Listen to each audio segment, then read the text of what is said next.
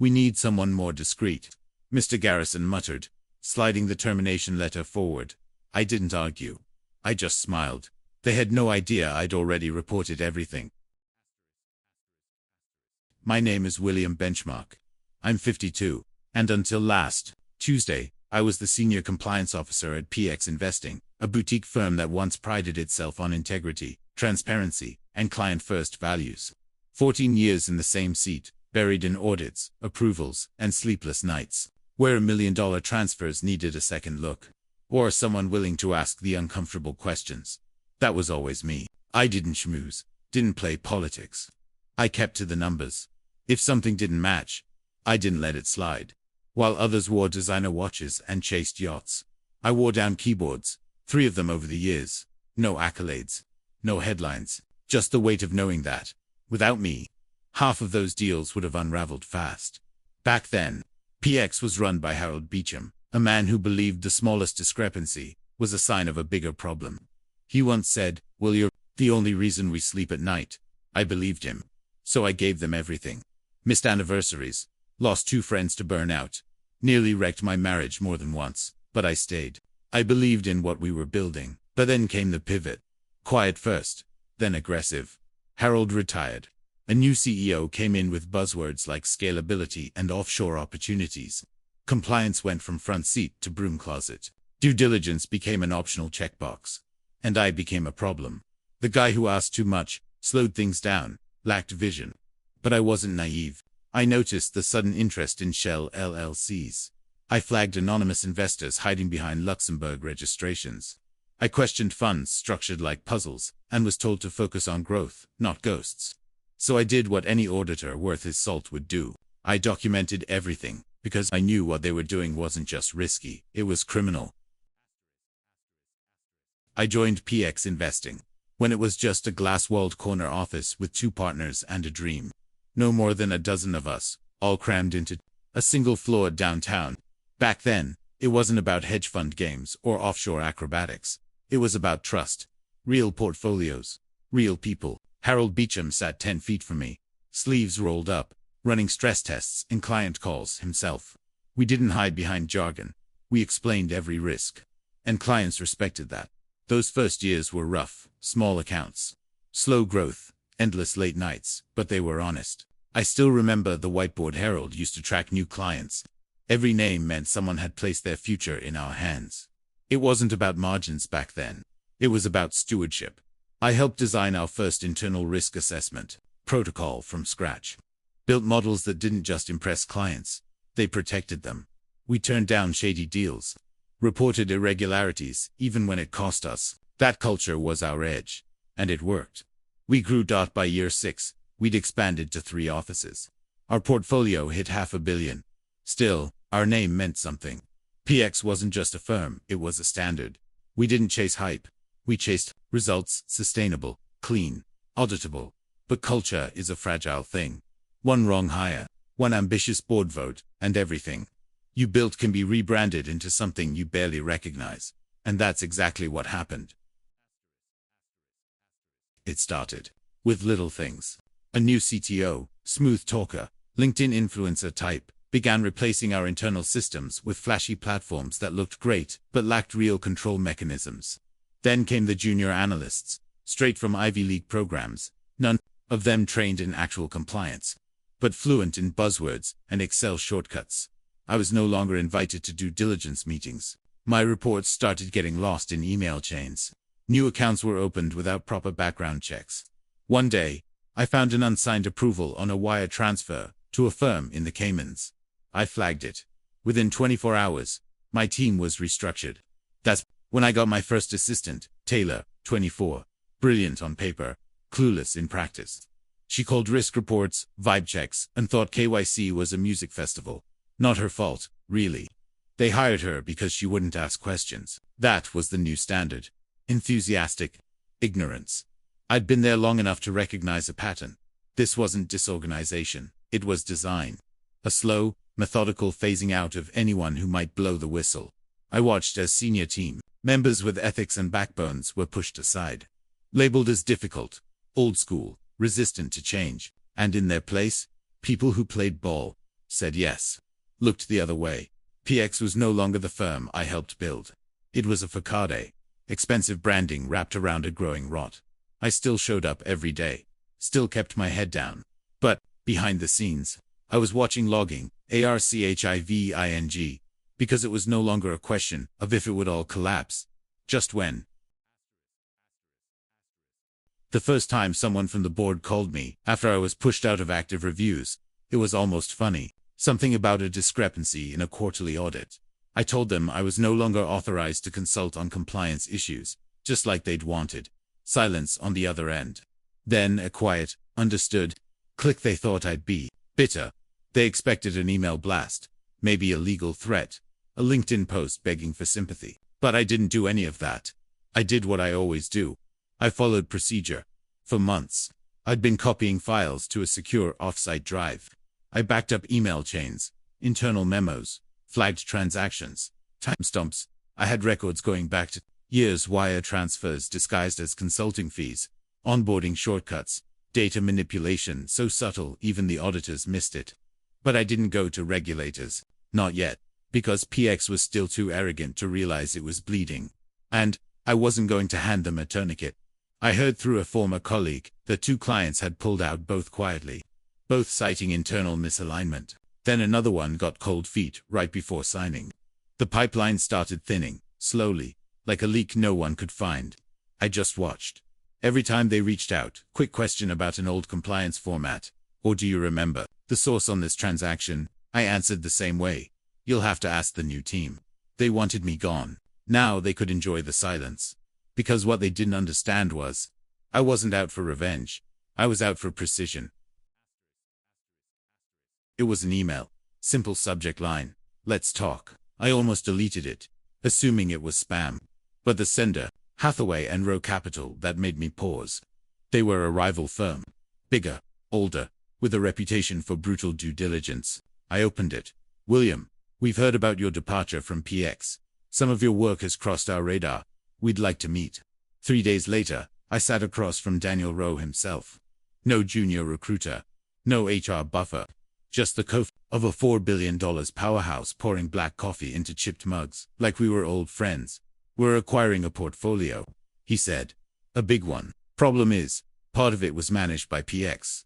We need someone who understands their structure, and someone who isn't afraid to tell the truth. I didn't say yes right away. I just listened. He wasn't offering a title. He was offering power, discretion, protection. That night, I opened the archive I'd been building. Crossed names, shell accounts, flagged inconsistencies with the exact asset pool Hathaway was eyeing. It was all there. I cleaned it, indexed it, watermarked every page. Then I scheduled a meeting with Daniel's legal team. By the time the deal was finalized, PX had no idea they'd handed over a ticking bomb. 2 weeks later, I got a call from an unknown number. It was Nathan Lang, PX's coup. His voice was tight, polite, panicked underneath. William, we've encountered some irregularities. We believe a few legacy processes weren't properly transitioned. We'd appreciate your insight. Maybe you could consult. I smiled. I'm actually under contract. Conflict of interest, you understand. A long pause. Maybe we can offer compensation. I'm sure you can, I said, already walking into Hathaway's headquarters. My ID badge, fresh off the printer. PX had wanted me gone.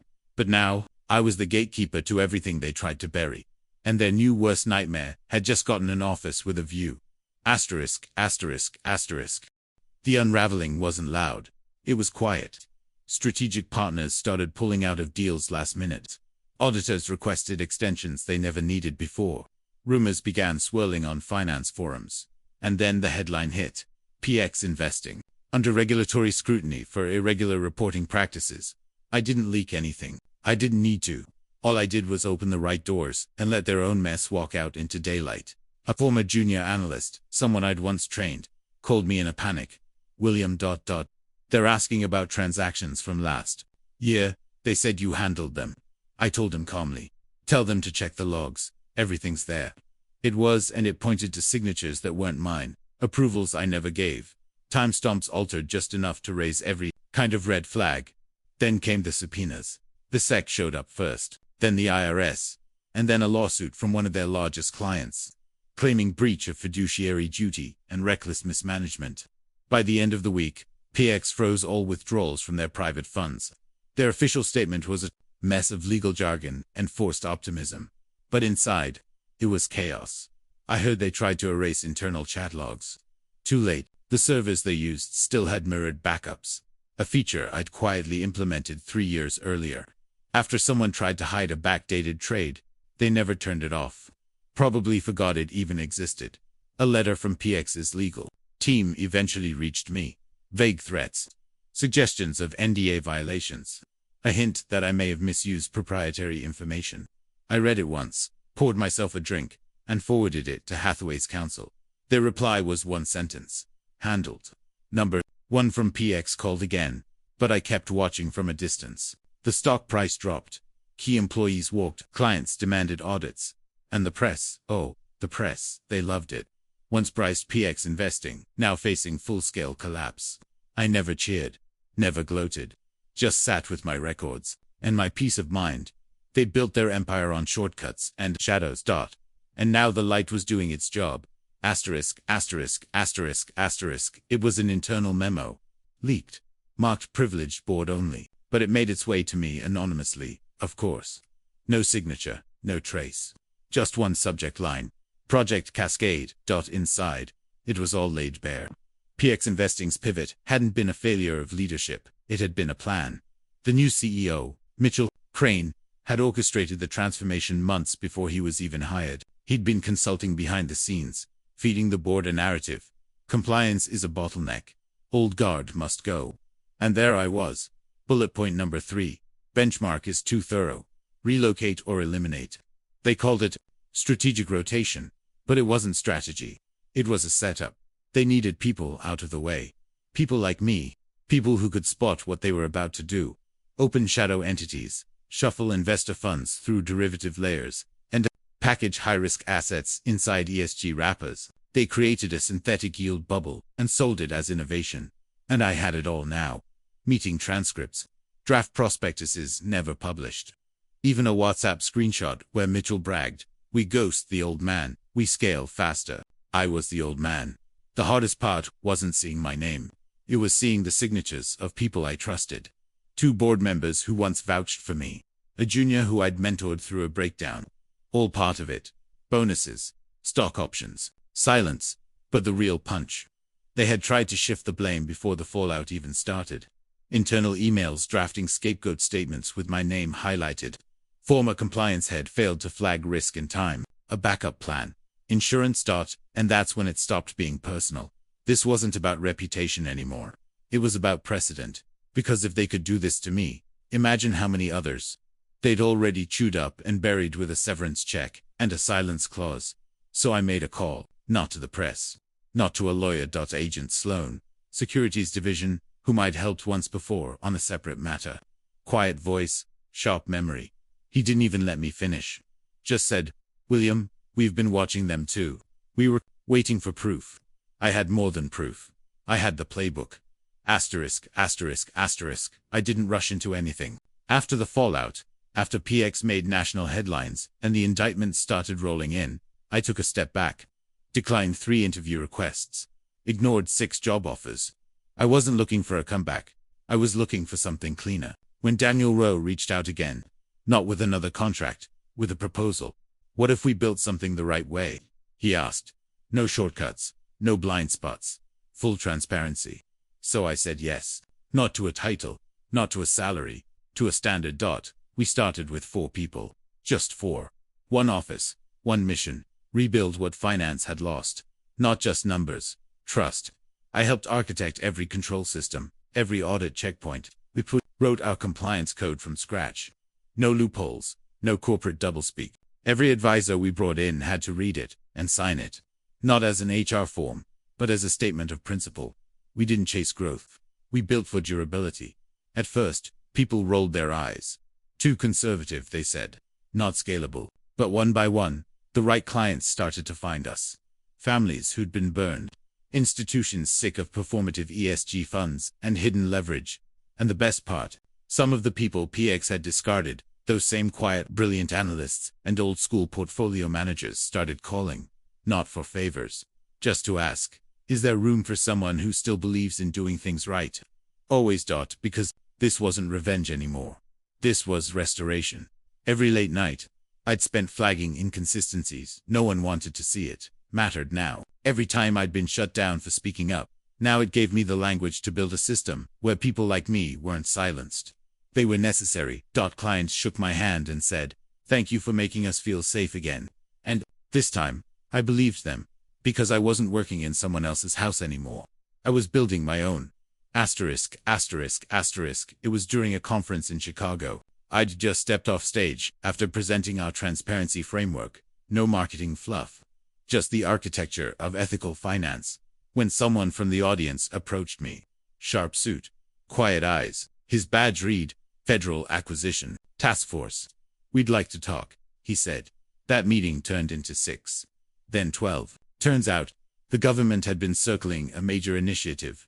A cross-agency task to consolidate ethically sound asset managers under one umbrella for federal retirement and infrastructure portfolios. They needed someone who could not only lead it but define its foundation. They offered me the seat. Total oversight. Absolute authority to vet firms. Build teams. Set terms. And I paused. Because power, after all, I'd seen, is a tricky thing. Most people chase it. Others fear it. But very few understand how to use it without becoming what they once fought.